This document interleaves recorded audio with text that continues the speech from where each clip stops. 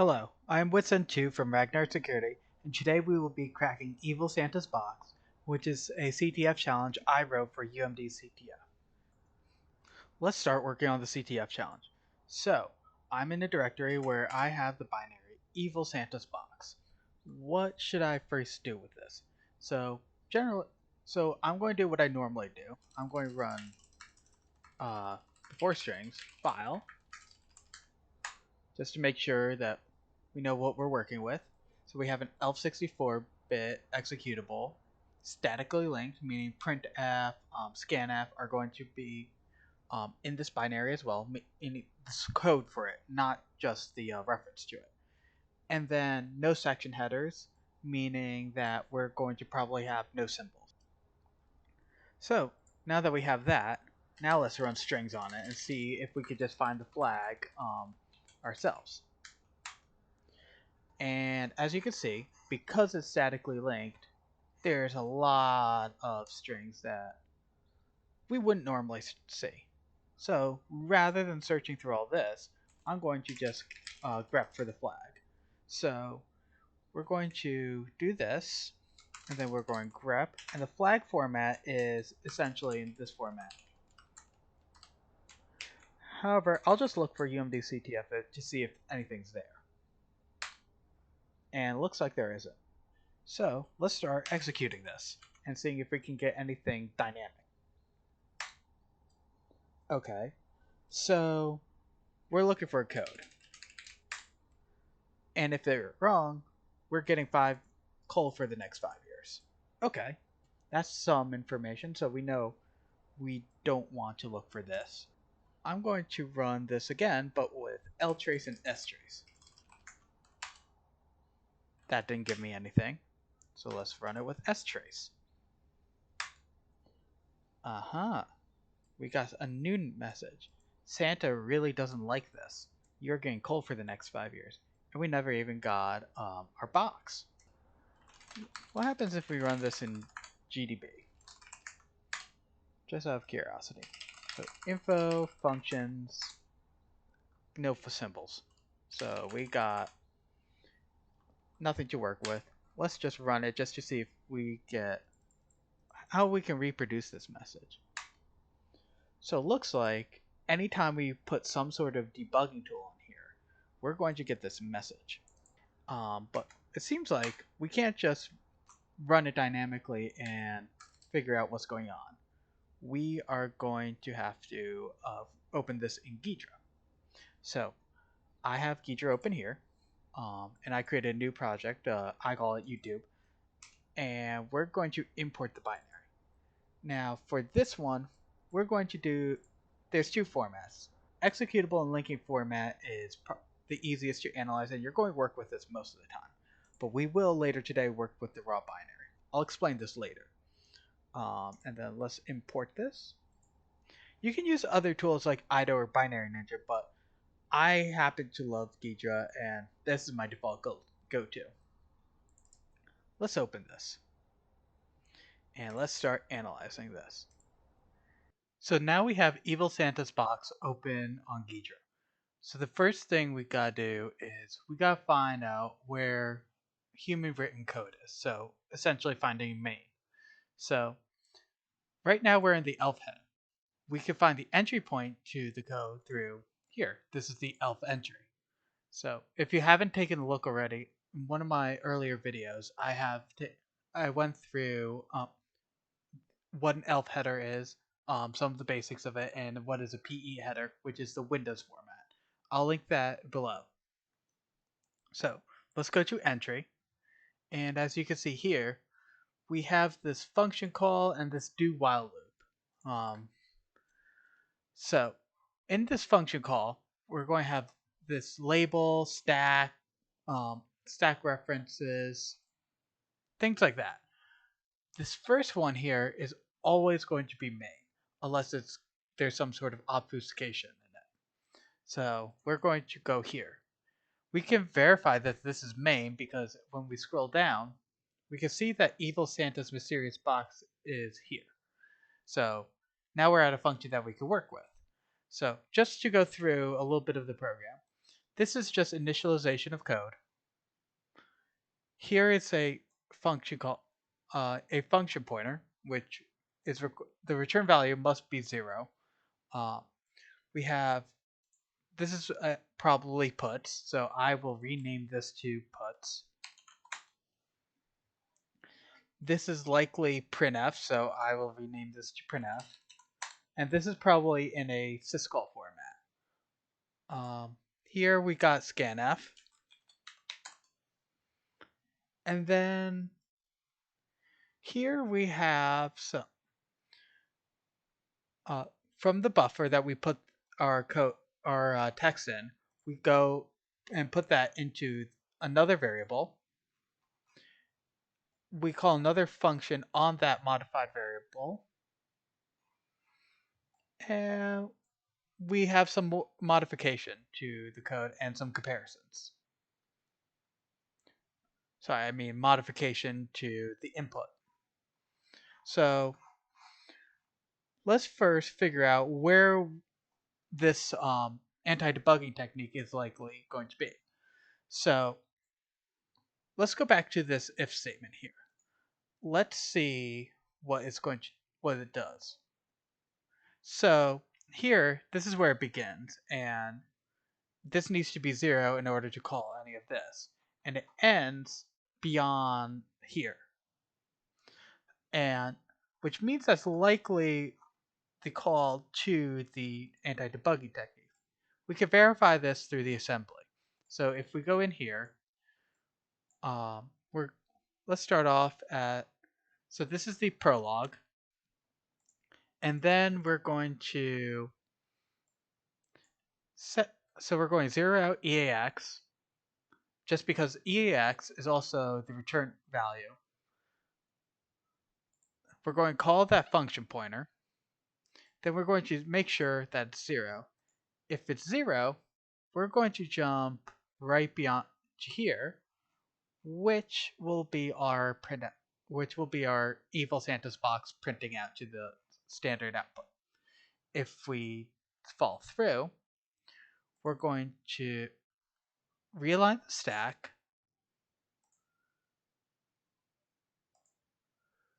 We're going to make this function. Okay, we'll make this function call here. This seems like this is stack canary, so we're going to go back and ignore that. And then this is going to be our epilogue. So essentially we're executing this code and returning out. Okay, so let's confirm that this is that what we have here is our anti-debugging. Let's go. So as we can see here, it's pointing to this function,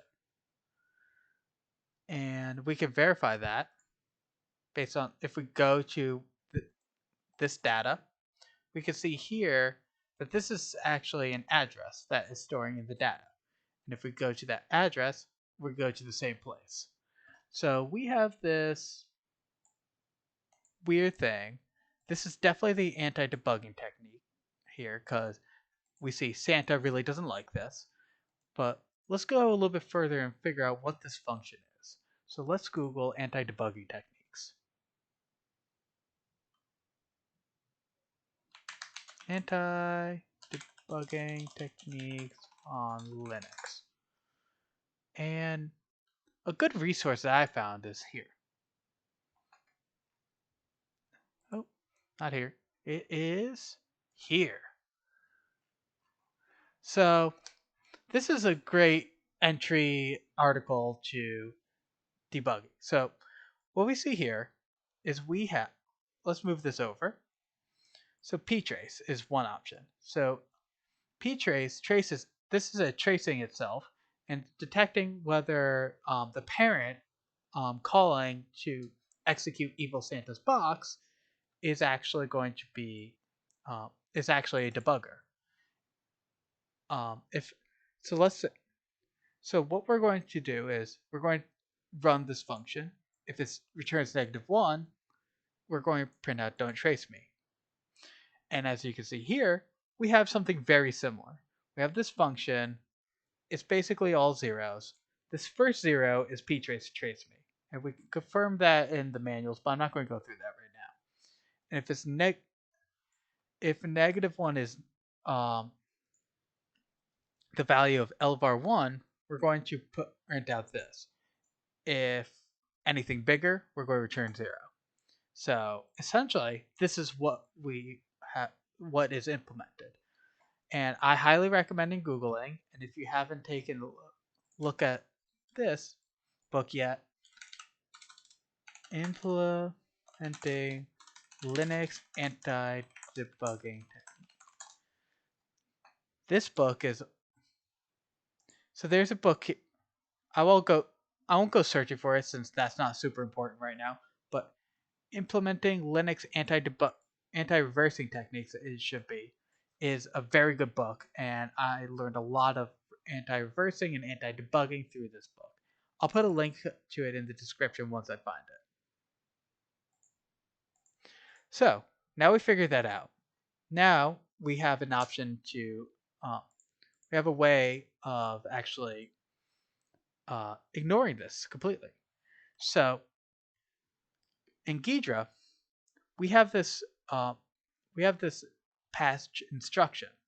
What this does is we can modify the bytes inside the code. We can't do it in this general listing here, or general elf and linking format implementation that Ghidra has, because this will give us a segfault when we export the binary. So we're going to have to open this file again, or import it, I should say. So we're going to import Evil Santa's box, and you see how it says executable in linking format? We're going to do raw binary instead. We're going to select the language, and since we know that this is a 64-bit binary, we're going to do x86 64 GCC. And we're going to say raw. Okay. One thing to note with the raw, the offset almost always starts at 0. So be aware of that. Then let's go back into here. Let's get the, and here we have the offset of 400,000 hex. So let's take this, copy that, go to here, and let's disassemble this. While this is loading in, so we're going to have to wait a second.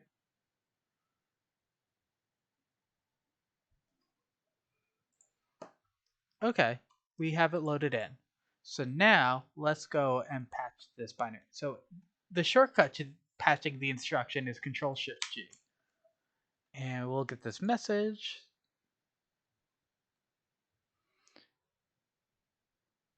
And what we're going to do is we're going to fill this with knobs. So 90. And we're going to keep doing this.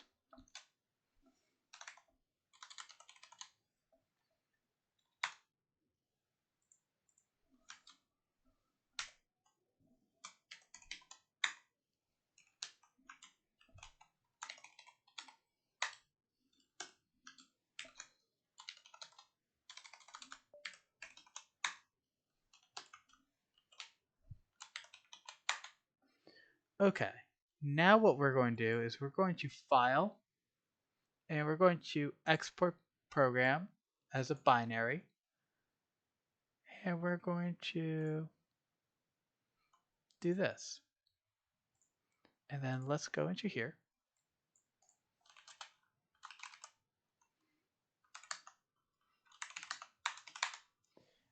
And as you can see, we have Evil Santa's box raw.bit.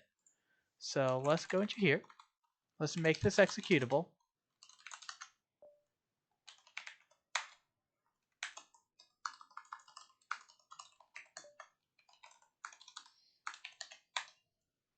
And let's just run it just to sanity check.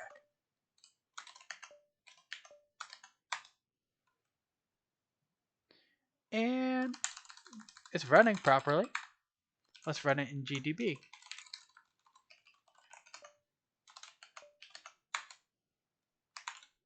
And we no longer have the anti-debugging technique. So let me make this bigger. And we have, so now we can actually run any sort of debugging tool we want. So let me close, let me get out of here.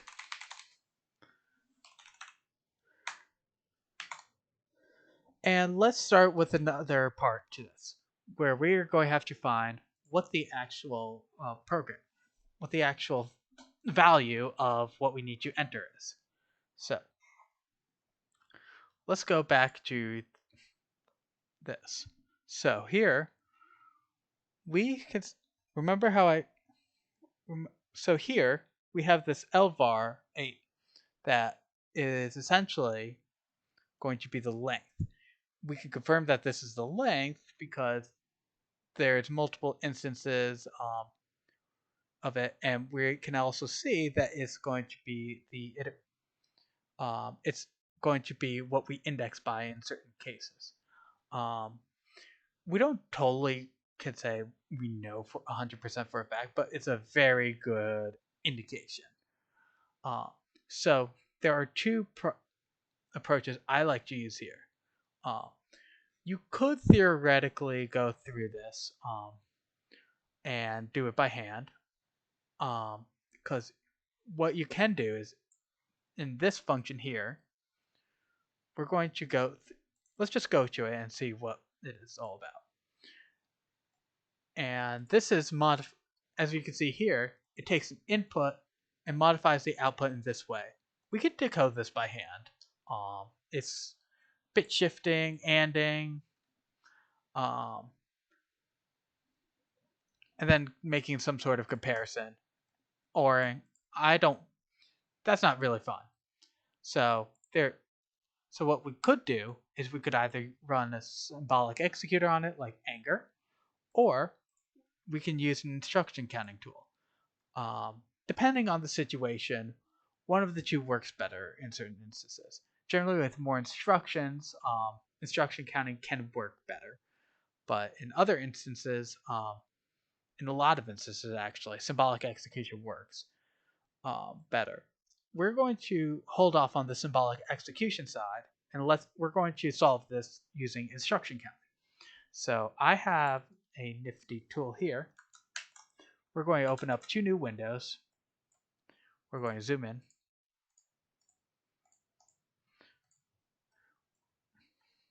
And we're going to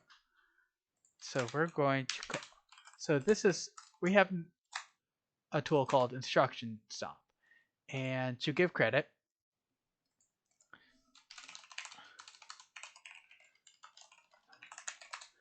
so instruction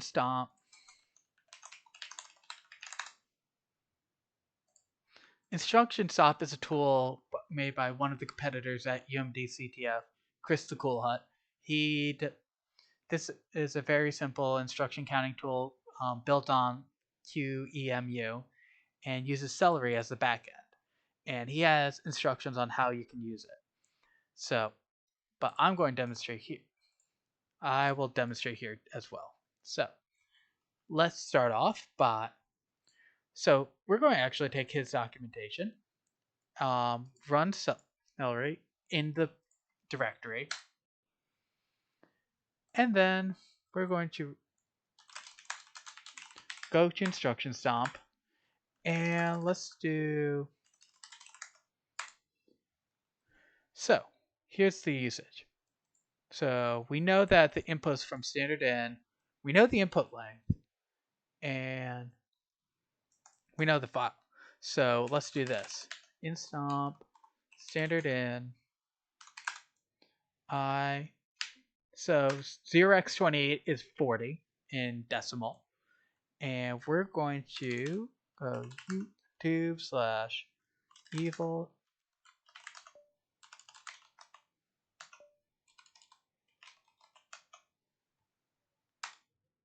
And we're going to let this run. So as you can see, what it's going to do is it's going to solve one instruction at a time. And as the back end is trying to figure out how to solve it. So I'm going to let this run for a little bit. and we will get back. We'll get back to you. So now this has finished. This has finished doing its instruction counting. Now we're going. We got this output here. So from here, this looks like base 64. So let's actually verify that this is actually the right result and we're not just crazy. So let's just run Evil Santa's box, paste it in, and we received a present. So obviously this is not a flag. So we're going to open up Cyber Chef. And since I could pretty much tell this is base 64, we're going to put from base 64 into here. And as you can see, we get the flag. Thank you for watching the video. If you like more content from us, please click subscribe and also follow us on Twitter and Reddit so that way you can get the latest information. We'll have new videos every other Sunday, so stay tuned.